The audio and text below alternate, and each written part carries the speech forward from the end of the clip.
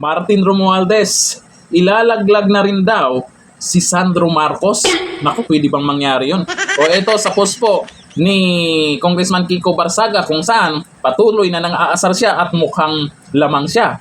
O ito ang sabi, kung ako ilaglag ko na rin si Sandro Marcos para damay-damay na lahat. Ayan, ayon po yan kay Representative Kiko Barsaga kay Martin Romualdez. Pero itong si Congressman Barsaga, may banat ito kay Sandro Marcos. Ito ang sabi, may panibagong banat si Cavite 4th District Representative Kiko Barsaga laban kay House Majority Leader Representative Sandro Marcos.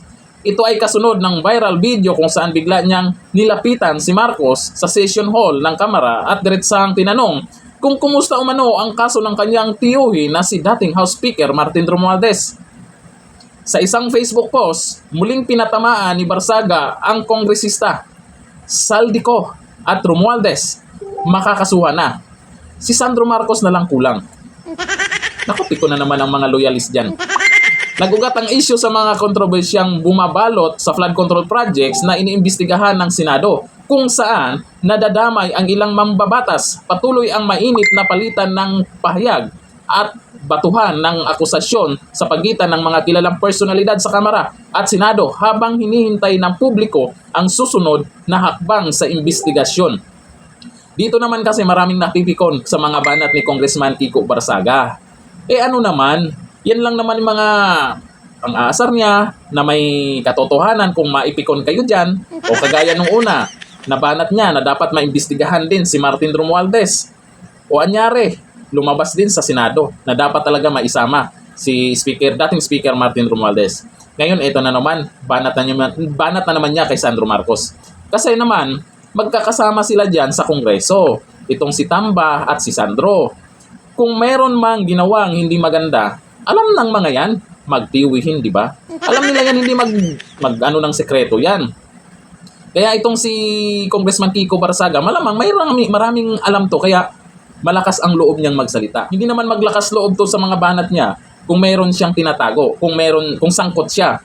Kaya siguro nagawa niya, ito ang pamamaraan niya, ito ang tactics niya, para mapikon yung kalaban at baka kumanta na. Ayon dito kay Ining Santiago, yes, total nalaglag na nila si Saldico and si Romualdez, then who's next could be the highest and master of all thieves. Oo, kasi malamang may mas mataas pa dyan. Sino kaya yan? Yung pumirba ba? Na hindi daw niya alam? Sabi ni Ken Sense Bifel, pwede, isama na yan yung tatay. Ang sabi si Sandro lang ha. Sabagay, pwede yon. Pag nilaglag si Sandro naman, yung tatay, laglagan na. Sabi ni Did Agiso, mas mabuti pa nga yan si Kiko Barsaga, hindi magnanakaw. Yan po yung sigurado tayo. Kasi hindi naman maglakas loob yan na bumanat ng ganyan kung sangkot siya dyan.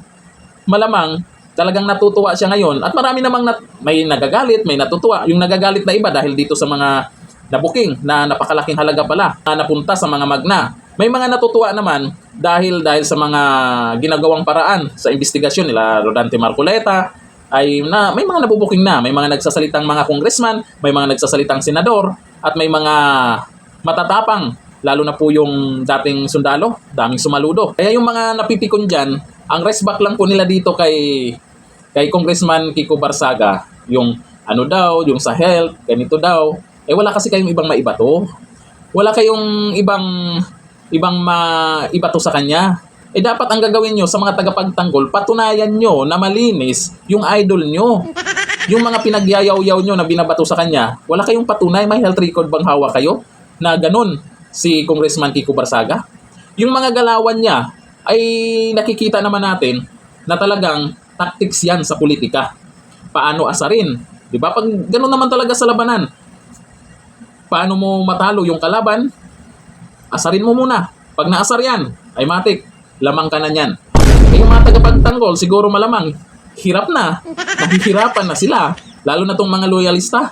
Yung mga pink ina na bumaliktad na. Tingnan nyo yung pamamaraan nila. Imbis na ipagtanggol nila yung dapat na ipagtanggol, babanat na lang sila kay Kiko Barsaga.